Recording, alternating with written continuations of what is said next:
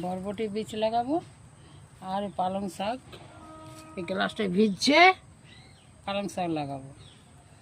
আর এই আলু আর এই আলু খোসাগুলা এইগুলা পুংগুলো গাড়িয়ে দেবো।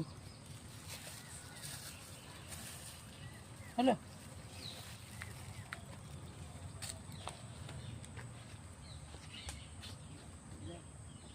গোলাপ গাছে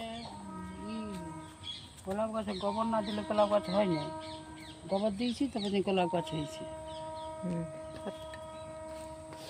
আর এখানে কাল্লা ফুল দিয়েছে, কাল্লা ফুল দিয়েছে, এখানে ঝিঙ্গা আবার ধরছে।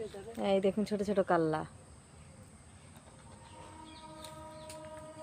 আর লাল শাকগুলো উঠে হয়ে গেছে।